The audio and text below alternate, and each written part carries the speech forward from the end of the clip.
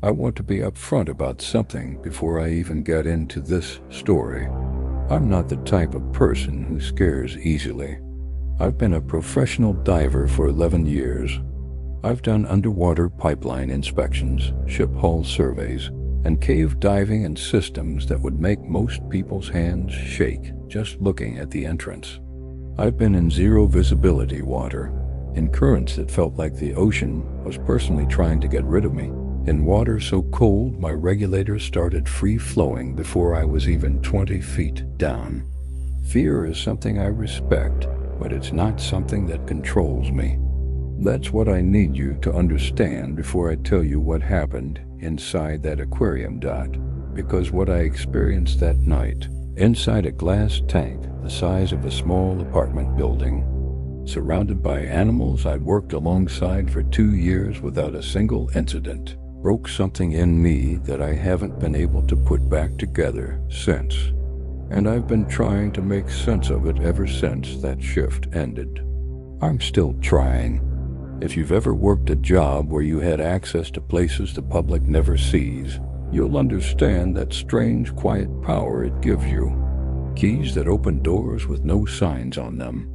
Elevator buttons that don't light up for regular visitors. Hallways that exist on no map the tourists ever see. That was my world at the Meridian Aquarium. My name doesn't matter, and I'd rather not share it for reasons that'll become obvious.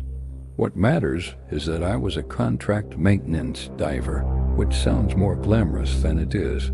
Mostly it meant I was the guy in the water at 2 in the morning while the rest of the world was asleep, scrubbing algae off acrylic panels, checking filtration intakes, making sure the viewing tunnels were clear of sediment and debris. Unglamorous work, but I was good at it, and the aquarium paid well for overnight shifts because the tanks had to be maintained during non-visitor hours. Less stress on the animals, better visibility for maintenance, and frankly, the aquarium didn't want paying customers watching a guy in a wetsuit hovering around the sharks with a scrub brush. Doesn't do much for the magic of the experience. The Meridian centerpiece was called the Open Ocean Exhibit. It was enormous. I mean genuinely structurally impressive in a way that you don't fully grasp until you're inside it. The main tank held roughly 1.3 million gallons of water. It had 4 sandbar sharks, 2 nurse sharks, a single bull shark named Marcus by the staff, though management didn't love that we'd named him, and somewhere in the neighborhood of 300 other animals ranging from giant grouper to a green sea turtle named Dolores, who was approximately 40 years old and had more personality than some people I've worked with. The viewing tunnels ran underneath the main tank. Visitors would walk through them during the day and look up at the belly of the ocean. At night, the lights in those tunnels were reduced to near nothing. Just a dim blue-green glow from the tank itself, filtering down through the water above. My usual shift started at midnight and ran until 6 in the morning. I'd arrive, sign in with the overnight security desk, collect my equipment from the maintenance locker, and do a walkthrough of the maintenance areas before suiting up. There were specific protocols I followed every single time, not because management required all of them, but because I'd built them up over years of working in enclosed aquatic environments. Routine is safety in this line of work. Deviation from routine is how accidents happen. So I had my checklist every time, without exception. Check the equipment room door, should be locked at the start of shift. Check the surface monitor panel for tank vitals. Sign the dive log with entry time and planned depth. Verify radio contact with the overnight security guard, a guy named Dennis who I genuinely liked. Test my secondary air source before entering water. These steps were as automatic to me as putting on a seatbelt. And if you've ever heard someone say that the moments before something terrible happens feel completely normal, they're right. That night felt completely normal. right up until it didn't. I'd been in the water for about 40 minutes when I first noticed something off. Nothing dramatic, nothing that would make a good opening scene in a movie. Just a feeling. The kind that doesn't have a name, the kind that lives below language. I was working the south panel of the main viewing wall, about 15 feet down, scrubbing a patch of coralline algae that had built up around a seal in the acrylic. The water was clear. The filtration system was humming the way it always does, this low, pervasive drone that you stop noticing after a few minutes the same way you stop noticing the sound of your own breathing. Marcus was doing his usual laps at the far end of the tank. Dolores had parked herself on a ledge near the temperature control intake, the way she always did at night. Everything was exactly as it should have been, but I kept looking over my shoulder, which I don't do.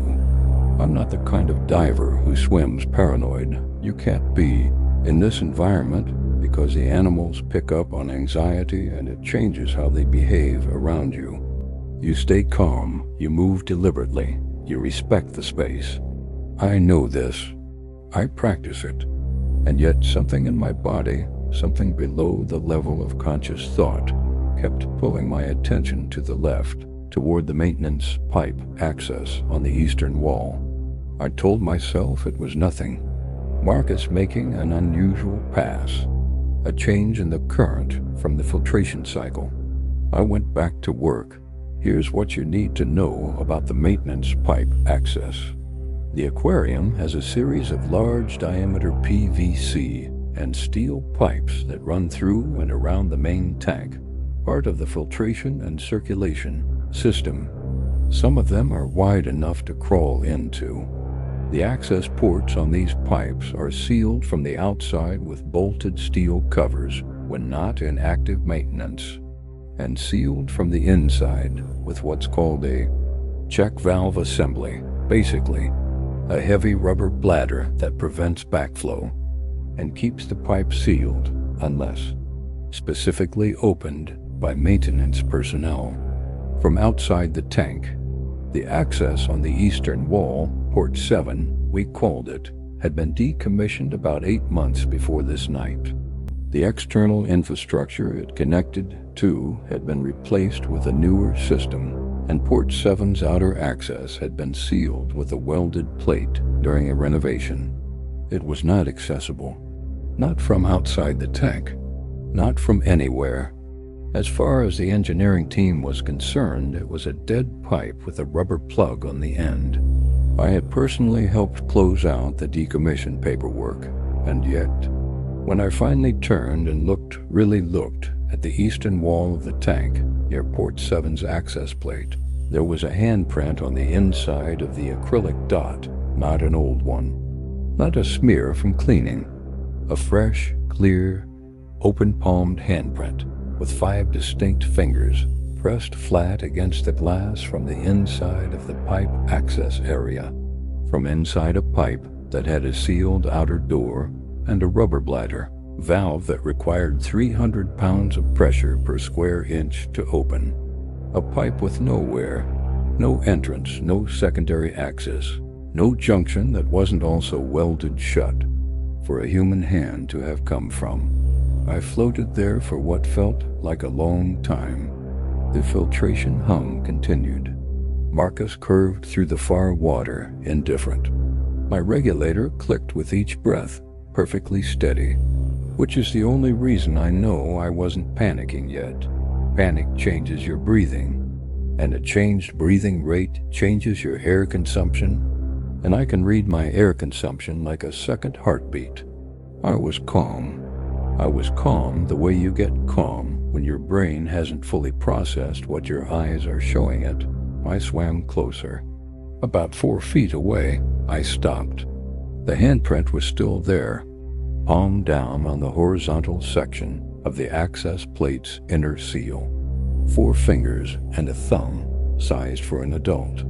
And as I watched, as I literally hovered in that water and watched, I saw the handprint move.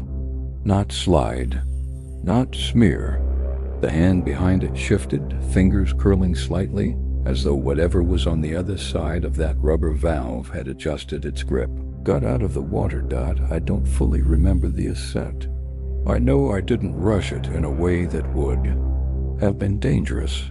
My body knows better than my brain sometimes when it comes to decompression, but I surfaced at the maintenance platform faster than I'd ever come up from that tank. I pulled my mask off, got my fins off, sat on the edge of the platform with my heart rate doing something I don't have a clinical word for. I radioed Dennis, told him I needed him to come to the maintenance deck, not to the tank, to the deck above it where the dry maintenance platform was. Dennis took about 3 minutes to get there. He's a slow walker, Dennis. He has bad knees and he takes his time, and normally I find it endearing. Those 3 minutes sitting alone on that platform with the tank below me and the access corridors behind me felt like 3 hours. The hum of the filtration system was the only sound. The blue-green light from the observation windows on the platform walls cast everything in the same cold color as the water dot. When Dennis arrived, I told him what I'd seen. I kept my voice even. I walked him through it the same way I'd walk through an incident report. Location, time, observable details. Nothing I couldn't verify. Dennis is former military, 10 years of it, and he listens the way military people listen, which is completely and without interruption. When I finished, he said, and I remember this exactly, "You want me to call it in, or you want to look at the monitors first?" We looked at the monitors first. The aquarium's maintenance deck had a bank of cameras covering most of the tank's interior.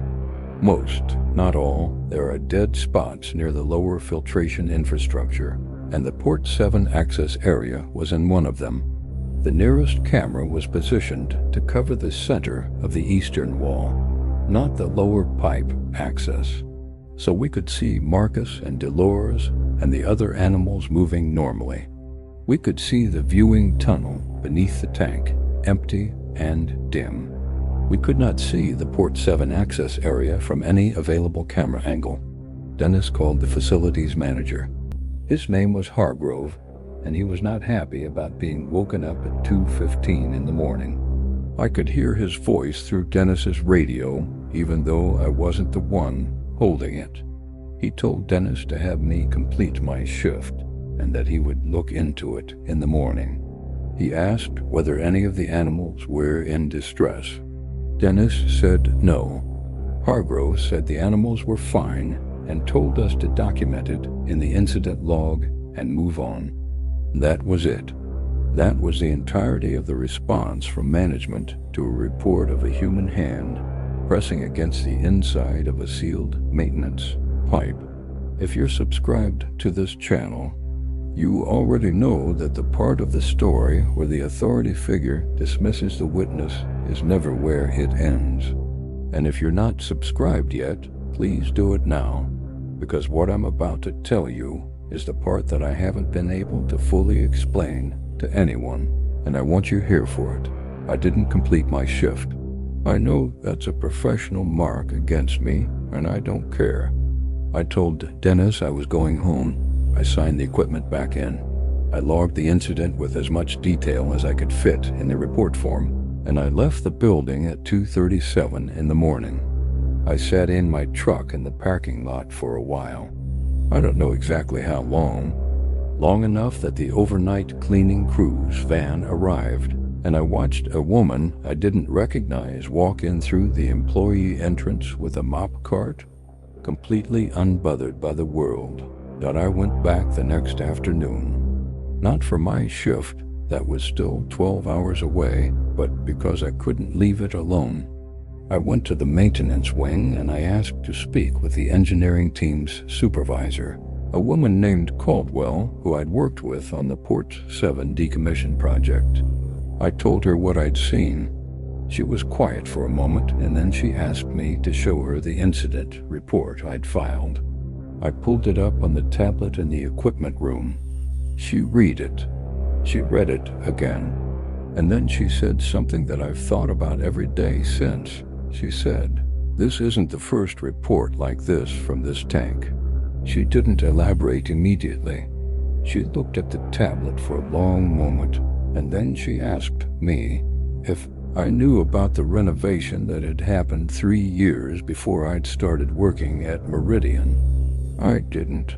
She told me that, during that renovation, a section of the original filtration infrastructure had been found to contain, and this is her word, anomalies, unexplained damage to the interior of some of the older pipes, scoring along the walls, markings that the renovation crew had initially thought were corrosion, but that an engineering consultant had flagged as possibly intentional. She said 2 contractors had refused to continue working in that section of the pipe network. She said management had attributed it to superstition and construction worker jitters and had proceeded with the renovation. She said Port 7 had been decommissioned, not because of any change in the filtration system, but because the engineering team had found something inside the pipe they couldn't explain and had sealed it rather than investigate. She would not tell me what they found. I asked her directly.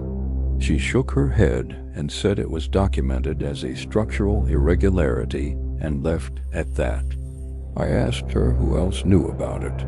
She said the original renovation crew, some of whom no longer worked there, and the senior engineering team. She said Hargrove knew. She said the aquarium's director knew. I asked her if anything was alive inside that pipe. She didn't answer. She closed out of the incident report, handed me back the tablet, and told me she had a meeting. That was the last substantive conversation I had with anyone at Meridian about what happened. I went back for 2 more shifts. I don't know why. Stubbornness, maybe, or some part of me that needed to know whether it would happen again. Both shifts were uneventful. The tank was normal. The animals were normal. I checked the Port 7 access plate from outside the tank during both shifts.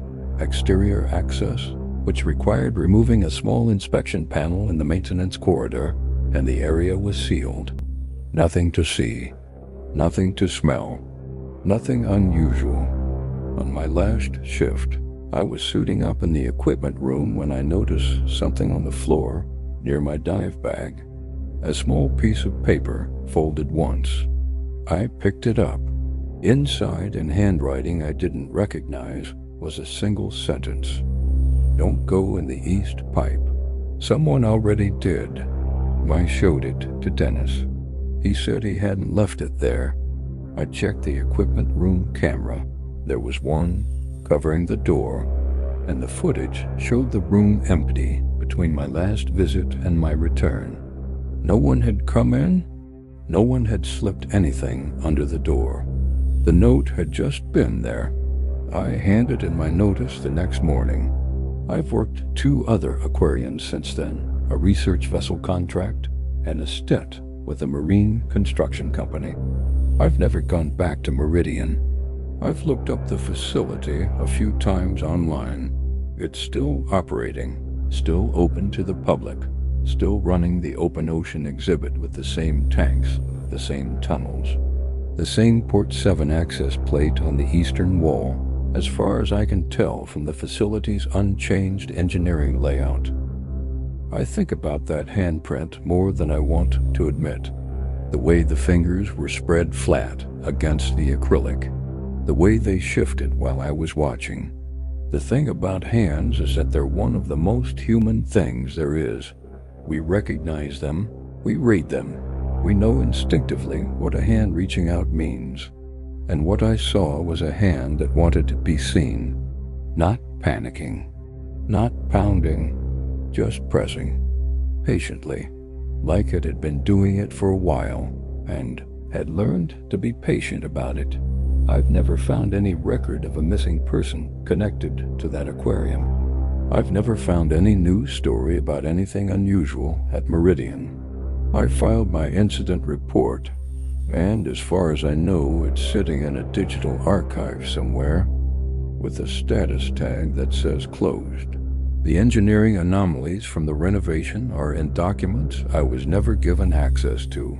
Whatever Caldwell's team found in that pipe before they sealed it is somewhere in the same archive, probably with the same status tag. Sometimes I wonder about the diver who did Port 7's last internal inspection before the decommission, the one who would have been the last person to physically go inside that pipe section. I've tried to find out who it was. The maintenance logs from that period were migrated to a new system, and some of the older records, specifically the individual dive logs from the transition period, weren't fully transferred. The person's name isn't there. There's a dive entry with a date and a depth and a duration, and where the diver's name should be, there's just a blank field. That shift, that depth, that duration. If you do the math on the air consumption for that kind of dive, and you account for the known tank parameters, and you look at where Port 7's inner pipe terminates, a sealed section about 40 feet into the filtration infrastructure with no secondary exit, then someone went in, and the exit time logged in that report is not physically possible for a diver who came back out the way they went in. I've done the math 4 times. It comes out the same way every time. I don't know what happened to that diver. I don't know what is or was in that pipe. I don't know who left that note on my equipment room floor or how they got in there. What I know is that something was on the other side of that acrylic in a space nothing should have been able to reach, and it wanted to be seen. It didn't break anything. It didn't make noise. It just pressed its hand against the glass and waited. And sometimes, in the worst versions of the nights I'm still trying to shake, I think about what it must have been like for whatever was in there. In the dark, in the sealed pipe, in the cold water, with the filtration system humming overhead, and the tanks full of animals moving in the dim light beyond the acrylic, waiting, patient enough to wait, long enough to have learned that patience is what the situation required. That's the part I can't put down. Not the hand, not the note, the patience. If you've ever worked somewhere with access to places the public doesn't see, maintenance areas, after-hours corridors, service tunnels, I want you to think about whether you've ever felt that thing I felt in the water that night. That pull at the edge of your attention towards somewhere you didn't choose to look. Because I think most people have felt it and written it off as nothing. I wrote it off as nothing too the first time I noticed it. I got closer instead of swimming away. I want you to think about whether you've ever gotten closer. If this story stayed with you, and honestly, I hope some part of it does, because I've been carrying it by myself for long enough, leave a comment below. I'm serious about this. Tell me if you've ever worked somewhere you didn't fully understand, somewhere with rules you followed without knowing why, somewhere that felt like it had its own logic that nobody had fully explained to you. I read them, all of them, and I'll be here because this channel is where these stories go when they have nowhere else to land. Share this one if you know someone who works overnight.